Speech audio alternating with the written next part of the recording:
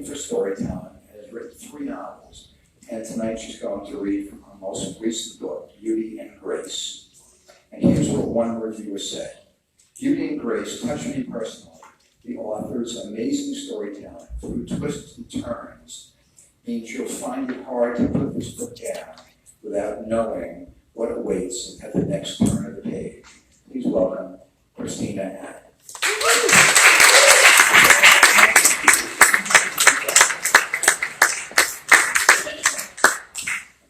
Thank you, Nick, although we haven't met. Thank you and Charles both. It's my honor to be invited as an invited member of tonight's Artist Without Walls Showcase and to share with you my newest book, Beauty and Grace. This book is a work of historical fiction based on a story shared with me by a woman named Mary Jo Hodge.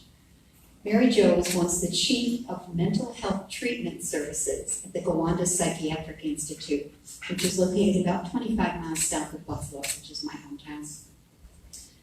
In her job, Mary Jo worked closely with nurses on that staff, some of whom had been there for 2 decades or longer. These nurses often shared stories about their interactions with some of their patients, immigrant women, many of whom had migrated from Ireland, unmarried and not meeting a man to marry. Rather, they had their own dreams for a new life in America. According to these women, when they were processed through Ellis Island and stated that they were unmarried and not meeting a man to marry, the United States government deemed them financial liabilities and immediately had them institutionalized, despite the fact that they were of sound mind and body. Sadly, some of them remained locked away for the rest of their days. Beauty and Grace spans the time of the early to late 20th century. It is the story of 12 women and 3 men institutionalized during this time in our nation's history. The 15 span the realm from immigrants to American citizens, most of whom were unjustly locked away for the greater portion of their lives. While they are fictionalized characters, their diagnosis, treatments, and mistreatments at the hands of the American medical and mental health community are based on 2 years of research and interviews that I conducted online and in person. Tonight, I'm going to share with you the introduction to Beauty and Grace. It takes place in Ireland, where you are about to meet one of the 2 main characters in this book, Tegan Cormac, who is based directly on the immigrant women for whom Mary Jo Hodge and her nurses once cared. June 25th, 1928. The morning air lay thick with layered odors of fish, seaweed, and bilge seeping from the nearby moored ships. The briny smells weaved into every bit of me life growing up in the oceanside village of Queenston, County Cork. My family's heritage was woven through a long line of Irish seafarers, tracing back to the 1st century life of St. Brendan the Navigator. As me da was forever saying, never forget me darling girl. The salt water runs through your veins. Truth be told, I was always looking for ways to be on the docks, whether bringing lunch to me da at his shipyard job, skipping school for my passion and painting seascapes along the rocky coast, or escaping me bed for midnight communion with the endless shoreline of stars. Me soul was always being pulled by the tides. 'Twas me deepest dream to one day cross the ocean to America. Not that I was wanting to leave behind me family, mind you. More, I was wishing to follow the path of Bridget Hanlon, the sister of me best friend, Margaret Mary. Bridget was a poet, celebrated within Queenston for her work, often published in the Church Bulletin, and every now and then in the Examiner newspaper. Everyone said she was born to follow in the footsteps of Cork's own Mary Ellen Patrick Downing, whose poems were featured in Dublin's Irish Nationalist newspaper. Oh, but Bridget, she had a greater dream. One she shared with me and Margaret Mary one Sunday after our families come home from church. Truth be told, Bridget didn't exactly mean to be sharing her dream. It was only on account of me and Margaret Mary coming upon her and Patrick Mahoney kissing in the alley back behind where we lived.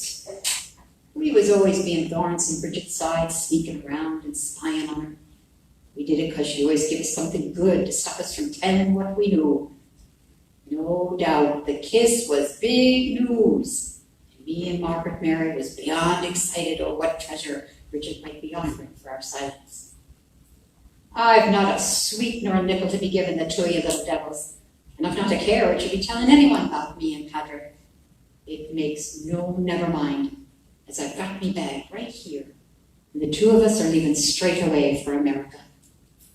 A newspaper editor there wants to hire me to write, and that's just what I'm going to do. But if you promise not to tell till I'm gone, you can have me lace hanky that Nanny embroidered for me. Pushing the delicate lace and linen square into me hand, Bridget gave a quick kiss and a hug to her sister, and off she went. Margaret Mary started bawling on the spot, so as I gave her the hanky to dry her face and wipe her nose. It was only a few minutes before her temper replaced her tears. I'll only have to share a bed with one sister now, so good riddance. She was nothing but trouble around here anyhow.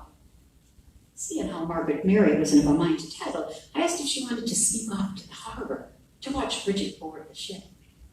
I was hoping to do just the same one day, so as I could become a famous painter in America. The thing was, I was in need of a bit of courage. My hope was by watching someone else take the steps, I'd be able to do the same. So as off we went and watched, and we made a pact never to tell all we knew about Bridget kissing or her leaving. As for me, I made my own pact. That come a year's time, I'd go board a ship leaving behind Ireland's green shores for America's gold-paved streets, don't you know? As fate would have it, in a few months' time, a handbill was posted on the wire fence surrounding the shipyard. I first noticed the artwork across the top. It was a design I knew by heart. The red flag with a white star belonged to one of the finest shipping lines in the world.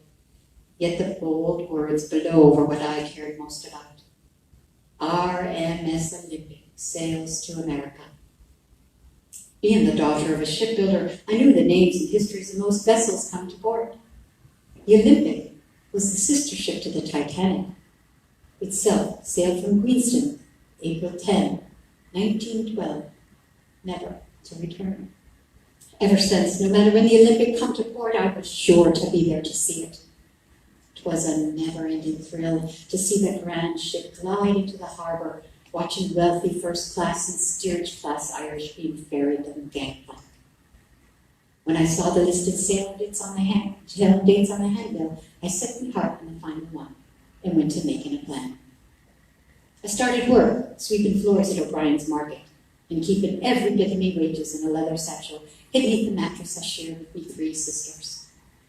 As months passed, I saved enough for me ticket and the new berthie I'd been needing to buy from a bootlegger along the docks. As being only 16, Irish immigration, who regarded me not legal to be traveling on my own. I also went to squirreling away a bit of food from the larder each week and packing a small satchel, so as man didn't miss a few of me clothes here and there on posh days.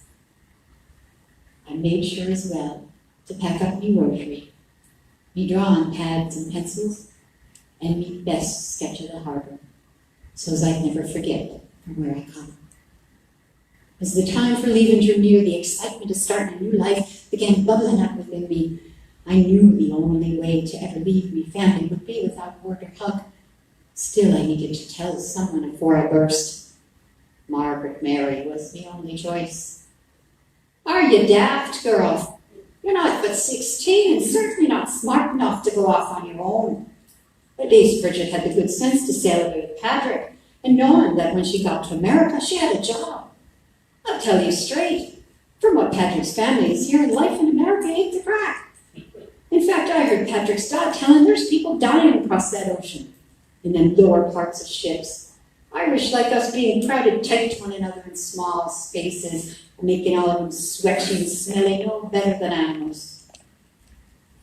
And mind you, if they manage to survive the voyage, they're being forced to work in buildings with little light and not enough air to breathe for most all hours of the day. And one more thing about going on your own. What's to keep you safe from any harm? Margaret Mary's words flamed me temper. They also left me thinking about going away from the only life I'd known, and maybe never returning. Just the same, my heart was driven by waves of wanderlust, surely the same that sent my granddad to worldly sailing adventures at the youth of 13. No matter the fears and homebound pleas in my heart, it was no denying the call of the tides on my soul. So 'twas, one foggy morning, disguised in me brother Quinn's clothes, and me da's woolen cap I stole off the hook as I left out the back door. I made me way up the Olympic as 18-year-old Taylor Egan. Ma'am often told the story of me birth, and how da straightway named me Tegan, the Irish word for beauty.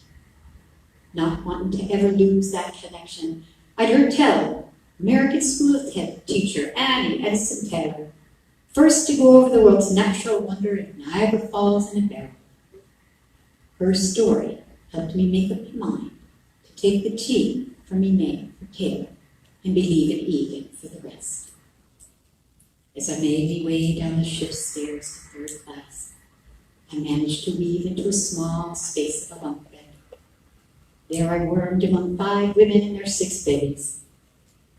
Gathering me satchel up close to me chest, I shut me eyes and dreamed of all that lie ahead. And as I did, I said a silent prayer to Mary, Mother of God. Let me new life in America not end up in a miserable place, with little light and not enough air, and where I'd be forced to be for all the rest of